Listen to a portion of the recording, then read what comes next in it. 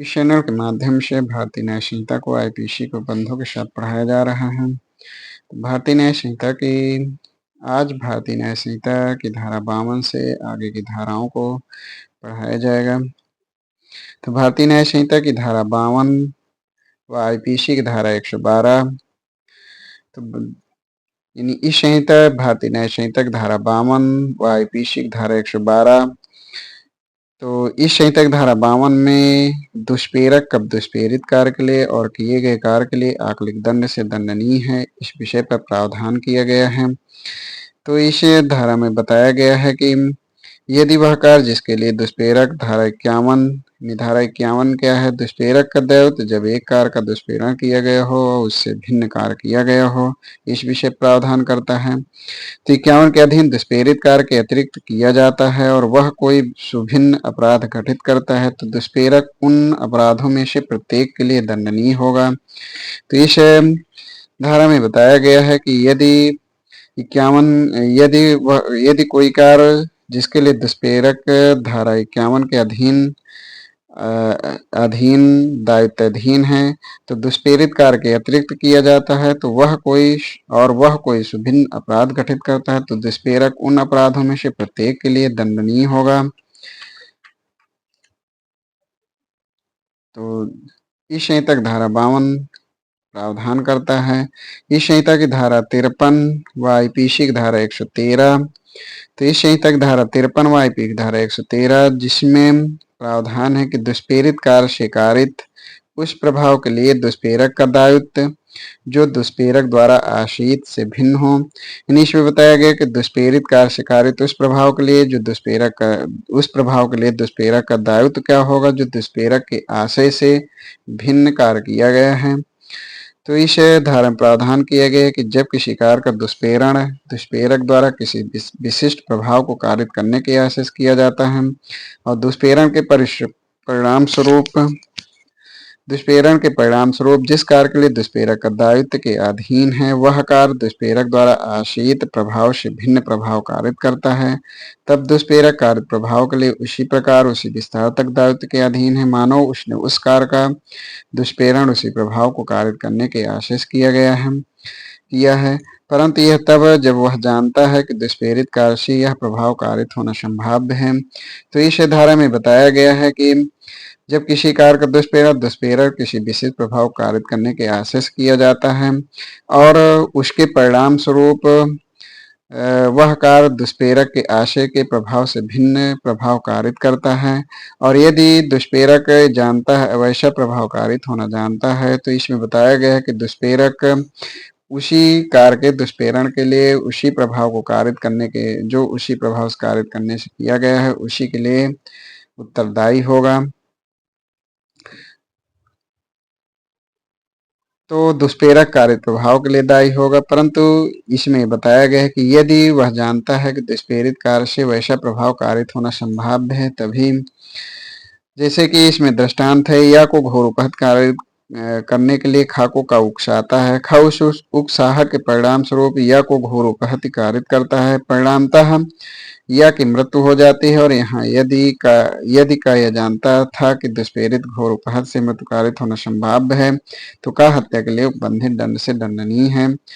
तो इसमें इस दृष्टांत में कहा गया है कि यह घोर उपहत के लिए उकसाता है परंतु उस उकसाहट के फलस्वरूप वो मृत्यु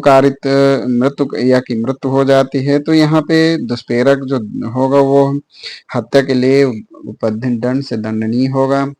इस संहिता की धारा 54 व आईपीसी की धारा 114। तो इस संहिता की धारा 54 आईपीसी की धारा 114 आईपीसी की धारा 114 जो यूकेजे यानी उत्तराखंड सिविल जज की परीक्षाओं में पूछा जा चुका है।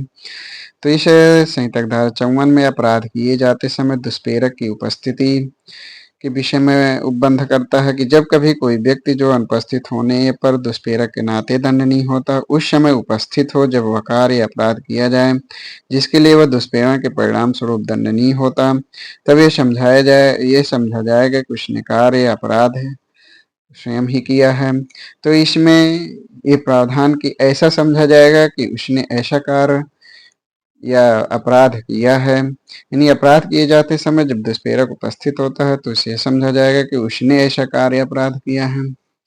इस संहिता की धारा 55 व आईपीसी की धारा 115।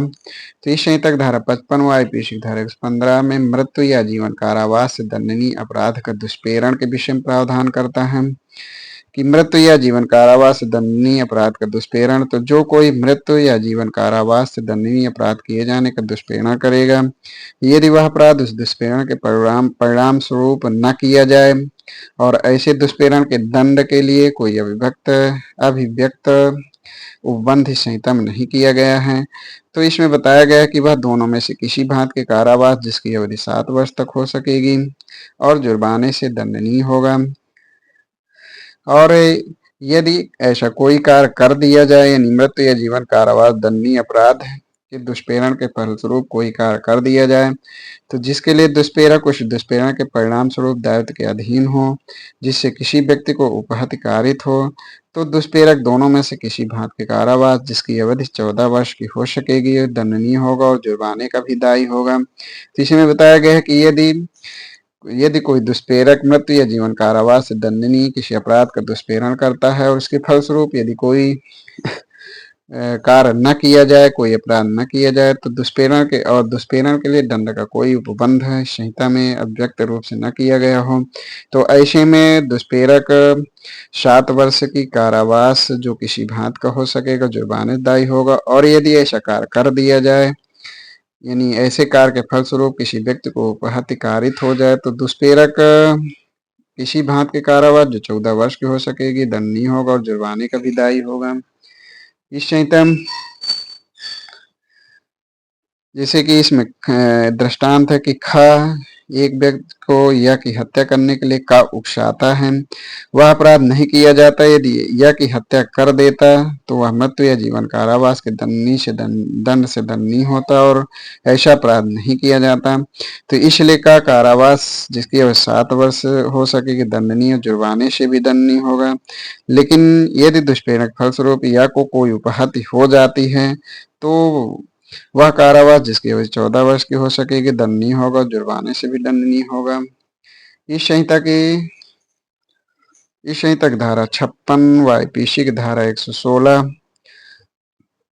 तो इस संहिता की धारा 56 कारावास से दंडनीय अपराध का दुष्प्रेरण, यानी संहिता की धारा 56 व आईपीसी की धारा 116, इसमें कारावास दंडनीय अपराध के दुष्प्रेरण के विषय प्रावधान किया गया कि यदि कोई कारावास दंडनीय किसी अपराध का दुष्प्रेरण करेगा, यदि वह अपराध दुष्प्रेरण के फलस्वरूप न किया जाए और ऐसे दुष्प्रेरण के दंड के लिए संहिता में कोई अव्यक्त उपबंध नहीं है, तो उस अपराध के लिए उपबंधित किसी भांति के कारावास जिसकी अवधि उस अपराध के लिए उपबंधित दीर्घतम अवधि की 1/4 हो सकेगी या जुर्माने से। और यदि जो उस अपराध के लिए उपबंधित है, यदि दुष्प्रेरक या दुष्प्रेरित व्यक्ति ऐसा लोक सेवक है जिसका कर्तव्य ऐसे अपराध के किए जाने के निवारित करना है, तो वह दुष्प्रेरक उस अपराध के लिए उपबंधित किसी भांति के कारावास जिसकी अवधि जो उस अपराध के उपबंधित दीर्घतम अवधि के आधे भाग तक हो सकेगी जुर्माने से या दोनों से दंडित किया जाएगा। तो इस संहिता में बताया गया कि कारावास दंडनीय अपराध का दुष्प्रेरण है, यानी दुष्प्रेरण के फलस्वरूप अपराध न किया जाए और दुष्प्रेरण दंड का अभिव्यक्त उपबंध इस संहिता में न हो, तो दुष्प्रेरक उस अपराध के उपबंधित दीर्घतम अवधि की 1/4 या जुर्माना या दोनों से दंडनीय होगा। और यदि दुष्प्रेरक या दुष्प्रेरित व्यक्ति ऐसे लोक सेवक है जिनका कर्तव्य अपराध निवारित करना हो, तो दुष्प्रेरक उस अपराध के लिए उपबंधित दीर्घतम अवधि के आधे भाग का कारावास किसी भांति का या जुर्माने या दोनों से दंडित किया जाएगा। इस संहिता की धारा 57 व आईपीसी की धारा 117। तो इस संहिता की धारा 57 जनसाधारण द्वारा 10 से अधिक व्यक्तियों द्वारा अपराध किए जाने का दुष्प्रेरण। तो इसमें बताया गया है कि जो कोई जनसाधारण द्वारा 10 से अधिक व्यक्तियों को की किसी भी संख्या वर्ग द्वारा किसी अपराध के किए जाने का दुष्प्रेरण करेगा, तो वह दोनों में से किसी भांति के कारावास जिसकी अवधि 7 वर्ष यह प्लस जुर्माने से भी दंडित होगा, यानी 7 वर्ष का कारावास और जुर्माना दोनों से दंडनीय होगा। इस संहिता की धारा 58 व आईपीसी धारा 118 मृत्यु या जीवन कारावास दंडनीय अपराध करने की परिकल्पना को छिपाना। तो इस संहिता की धारा 58 व आईपीसी धारा 118 में बंद किया गया है कि मृत्यु या जीवन कारावास दंडनीय अपराध करने की परिकल्पना को छिपाना। तो इसमें बताया गया है कि जो कोई मृत्यु या जीवन कारावास दंडनीय किसी अपराध का किया जाना सुकर बनाने के लिए यानी आसान बनाने के आशय से या जानते हुए कि संभाव्यता उसके द्वारा सुकर बनाएगा, ऐसे अपराध किए जाने की परिकल्पना के अस्तित्व को किसी कार्य लोप द्वारा या विगूढ़न या किसी अन्य सूचना प्रसन्न साधन के उपयोग द्वारा स्वेच्छया छिपाता है या ऐसी परिकल्पना के बारे में ऐसा निरूपण करता है जिसका मिथ्या होना वह जानता है। तो यदि ऐसा अपराध कर दिया जाए तो दोनों में से किसी भांति की कारावास जिसकी अवधि 7 वर्ष की हो सकेगी, या यदि अपराध नहीं किया जाए तो वह दोनों में से किसी भांति की अवधि जिसकी जिसकी अवधि 3 वर्ष की हो सकेगी, और दोनों स्थितियों में जुर्माने से भी दंडित किया जाएगा। तो यदि अपराध कर दिया जाए तो 7 वर्ष प्लस फाइन, और यदि न किया जाए तो 3 वर्ष प्लस फाइन का से दंडनीय होगा। इस संहिता की धारा 59 व आईपीसी की धारा 119। तो इस संहिता की धारा 159 व आईपीसी की धारा 119 में ये बंद किया गया किसी ऐसे अपराध के किए जाने की परिकल्पना को लोक सेवक द्वारा छिपाया जाना जिसका निवारण करना उसका कर्तव्य है। तो इसमें उपबंध किए कि यदि ऐसे कार्य अपराध कर दिया जाए तो इस अपराध के लिए उपबंधित कारावास की दीर्घतम अवधि का आधा या फाइन यानी जुर्माना या दोनों से दंडनीय होगा।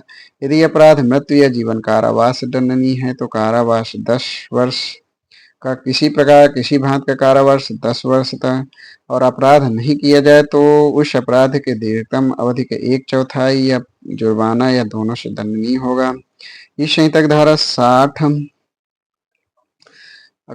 व आईपीसी की धारा 120 इसमें है कि कारावास दंडनीय अपराध करने की परिकल्पना को छिपाना। तो इसमें उपबंध किया गया है कि यदि ऐसे छिपाने के द्वारा यदि ऐसी स्थितियों में अपराध कर दिया जाए तो उस अपराध के लिए उपबंधित दंड की दीर्घतम अवधि का 1/4, और अपराध न किया जाए तो उस अपराध के लिए उपबंधित कारावास की दीर्घतम अवधि का 1/8 या जुर्माना या दोनों से दंडनीय होगा। आपराधिक षड्यंत्र। तो इस संहिता की धारा 61 व आईपीसी की धारा 120 का इसमें आपराधिक षड्यंत्र के विषय में प्रावधान किया गया है कि जब दो या अधिक व्यक्ति कोई अवैध कार्य कोई ऐसा कार्य जो अवैध नहीं है अवैध साधनों द्वारा करने या करवाने के लिए समान उद्देश्य से सहमत होते हैं तब ऐसी सहमति आपराधिक षड्यंत्र कहलाती है। परंतु किसी अपराध को करने की सहमत के सिवाय कोई सहमत आपराधिक षड्यंत्र तब तक न होगी जब तक कि सहमत के अतिरिक्त कोई कार्य उसके अनुसरण में या उस सहमत के एक या अधिक पक्षकारों द्वारा नहीं कर दिया जाता है तो वो षड्यंत्र कहलाएगा।